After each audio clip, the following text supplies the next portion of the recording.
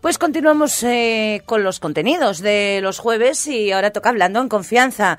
Por cierto, la semana pasada no estuvo acompañada, no tuve el placer de estar acompañada por nuestra psicóloga particular, por Sonia Blanco.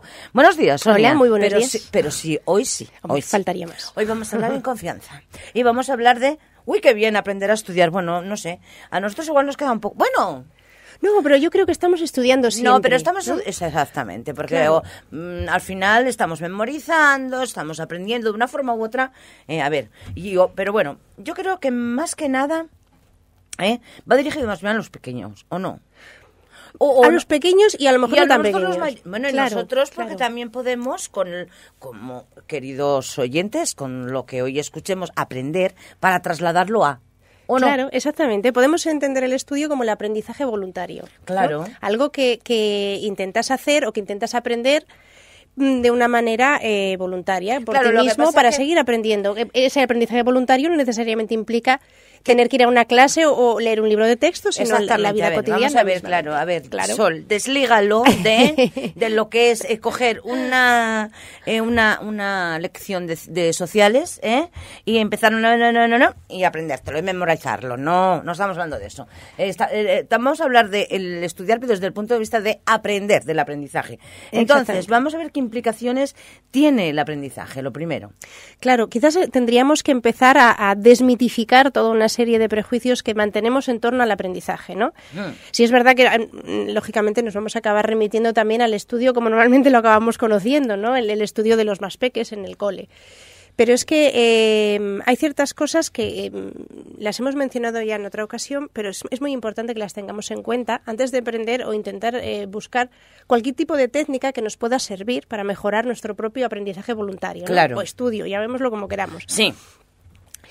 Lógicamente, lo primero que tenemos que empezar a desmitificar es la idea de que en la escuela solamente se va a aprender esas materias que además normalmente vienen distribuidas según libros de texto muy concretos. Las áreas, matemáticas... Asignaturas, ¿no? Lo que llamamos las asignaturas. Porque, claro, en la escuela se enseña y en la familia se educa, ¿verdad? Como solemos decir. Exactamente. Vale. ¿Cuál es el problema? Que en realidad la enseñanza a lo mejor sí requiere... hacer las cosas o preparar las cosas de manera voluntaria, aposta y de antemano, ¿no? Es decir, lógicamente, si yo quiero dedicar una hora a enseñar a un niño a aprender ciertas tablas de multiplicar, yo solo tendré que preparar de antemano, ¿no? Claro. Eso es la enseñanza de manera mucho más, es mucho más controlada, por decirlo así. Que no es negativo en absoluto, tiene aspectos muy positivos, tan positivos como que es una garantía de que el máximo de personas acceden a ese tipo de enseñanza. O sea, quiere decir que el estar preparando por cursos académicos determinadas materias y pretender que ese alumnado llegue a todos esos mínimos no es negativo, no tiene por qué serlo, al contrario, ¿no? De la otra manera sabemos que es mucho más aleatorio y al final a la enseñanza solamente pueden acceder aquellos que se lo pueden permitir económicamente, ¿no? De esta manera, con un sistema de enseñanza público se accede, en la cultura somos capaces de hacer que llegue al máximo de gente posible. A más gente. Exacto. Pero ¿qué es lo que ocurre con la educación? La educación es imposible que sea patrimonio exclusivo de la familia, ¿no? Porque la educación también es verdad que la podemos plantear, la podemos planear, pero la mayoría de las ocasiones educamos sin querer. Sí, además... Educamos con el ejemplo. A ver, educas, ¿no? Pero también cuando estás... A ver, el educar yo creo que es el tener o el coordinar una serie de comportamientos, ¿no? Para mí. Sí. Y ese comportamiento lo tienes que tener en el cole y tal. Y a veces las circunstancias o el lugar donde te encuentres tienes que adaptar esa educación. Claro. Entonces estás continuamente... Exactamente. Y que además hay determinadas cuestiones que tú no puedes educar en casa. Sí es verdad que puedes sembrar o plantear una base, pero la vida práctica la va a tener en la escuela, como por ejemplo el poder convivir con mayor diversidad, el aprender a respetar esa diversidad. Claro.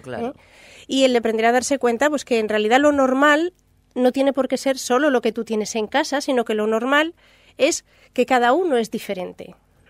Eso es lo normal. Claro, exactamente. Lo normal está en la diversidad. Exactamente. Por lo tanto, ese tipo de cosas se educan en la escuela.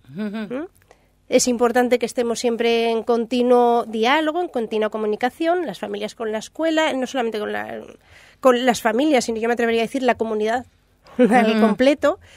Pero es una noción que es bastante importante que debemos de manejar en torno al aprendizaje, porque el aprendizaje significa algo. Sin duda. Vamos con esas cuestiones que hay que tener en consideración y que son previas al aprendizaje, como técnicas de estudio, por ejemplo. Exacto. Mira, las técnicas de estudio, técnicas de aprendizaje. O técnicas de aprendizaje. Sí, bueno, vamos a probablemente hablar de técnicas de estudio porque es lo que comúnmente se conoce, pero bueno, a mí me gusta más hablar de técnicas de aprendizaje. Yo también me gusta más. Sí. Cuando voy a aprender a estudiar, pues claro, porque técnicas de estudio parece que nos remite directamente como una especie de trucos que puedes tener para aprender mejor las cosas, claro, y luego soltarlas en un examen. Aprender claro. Sonaba mal, ¿eh? Aprender. Pero sin embargo, fíjate, es algo que últimamente se maneja también con bastante frecuencia. Pues sí, aprender. Porque es importante. Pues vamos con las técnicas esas. Exactamente, mira.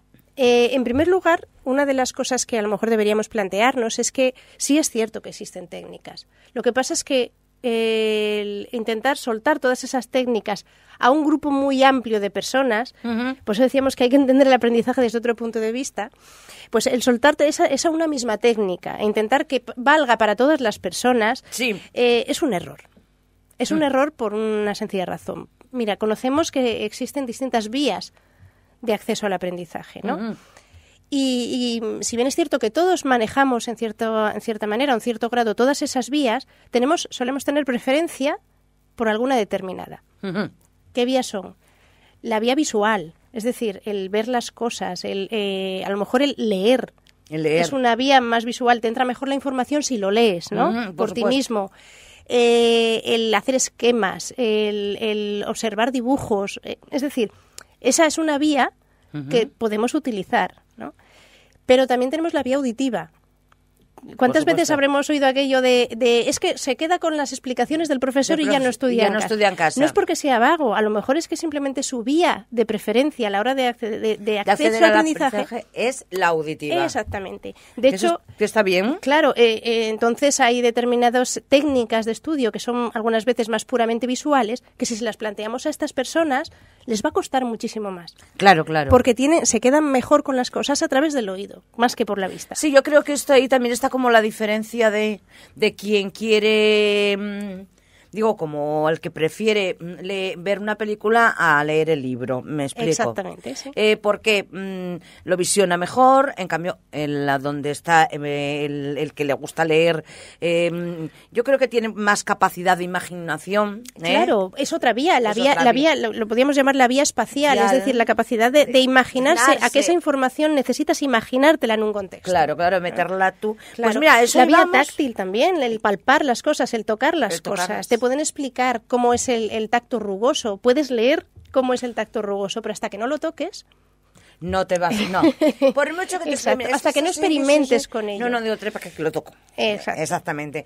Pues por cierto, pues vamos ya para ir finalizando a lo último y que está unido con esto, porque bueno, tú preferirás Sonia, que te lo cuenten y te quedas con lo que quieras. Yo preferiré leerlo y aprenderlo yo. Otro necesitará experimentarlo, ¿vale? A mí cuéntame cómo es, pero ahora déjame tocarlo, déjame manejarlo yo, ¿no? Es decir, cada uno tiene su vía. Vamos a ver, ese diseño de ese método va a estar en función de tu carácter y va a ser individualizado totalmente. Claro, de tu propio estilo de aprendizaje, ¿no? Lo que sí es verdad que podemos tener en cuenta es que el aprendizaje o las técnicas que diseñemos de estudio tenemos que ir en función de distintas variables. Lo primero, darnos cuenta de que tiene que ser voluntario, de manera voluntaria. Es decir, el aprendizaje forzado no nos lleva a nada. Pues sí, es verdad. Tenemos que hacerlo por voluntad propia, ¿no? Hombre, lo que pasa que eso, Sonia, como que a los niños, yo me voy a los centros escolares, como que como voluntario, no, para ti será voluntario decir, voy a estudiar inglés ahora. Porque me apetece. Sí, pero mira, fíjate. O voy a aprender corte y confección. Pero mira, está muy de moda pero ahora, si en los centros se aplica o se intenta buscar la vía más adecuada por la que cada alumno aprende. Eso sí. Mira, por ejemplo, el otro día mi hijo me decía, le pregunté, ¿qué tal en mates? Me dice, muy bien, estamos con el tema de las plantas. Digo, no, a ver, no te dije cono, te dije mates. Me dice, sí. Mates, estamos dando el tema de las plantas. Es decir, están intentando aplicar, lógicamente, un método de aprendizaje significativo y global, de tal forma... Que cuentan con plantas en lugar de... Exactamente, que están aprendiendo a multiplicar a través de... Necesitamos tantas semillas en tantos tiestos... Claro. Exactamente, por lo tanto, sí que se puede también llegar a motivar y que el aprendizaje sea de manera voluntaria siempre y cuando sepas acceder, ¿no? Claro. Por lo tanto, debe ser voluntario, debe ser también activo, es decir, que sea la propia persona la que plantee qué técnicas de estudio le van a venir bien y elija, y individualizado, lógicamente. Hay que tener en cuenta, si es verdad, ciertas variables como por ejemplo el ambiente, la temperatura, el sitio que elegimos, etcétera, etcétera. Pero todo eso se tiene que plantear de manera individualizada. Claro. No sirve de nada que alguien te diga, tienes que estudiar en silencio y siempre en el mismo sitio y siempre a la misma hora. No, seguro que si lo que le apetece es estudiar en una biblioteca, irá a la biblioteca y dice, es que yo estudio mejor. Bueno, que no, que lo que quiere es ir a la biblioteca para no estudiar. Que no, pero sentémonos y miremos a ver lo que cada uno elige, para al final lo importante es que ese método de aprendizaje sea el idóneo para el que él asuma los conocimientos. Por eso es tan importante entender que en los procesos de aprendizaje, como en la vida misma, lo que realmente existe es un gran abanico, es una diversidad muy amplia. Entonces, que no nos extrañemos que alguien nos diga que estudia mejor en una cafetería. No, o que estudia con música. Bueno, pues vale. Exactamente. O lo de la cafetería lo digo por mí misma. Sí. Hombre, porque yo estudiaba en una cafetería. Bueno, Sonia, pues mira, déjame que te cuestione que no estudiabas mucho. Oye, la carrera la saqué, pero entonces mira. Bueno, pues con esta broma finalizamos ya este espacio de Hablando en Confianza. Como siempre, ha sido un placer. El próximo jueves más hablamos más en confianza. El placer siempre mío, ya lo sabéis. Venga, Sonia.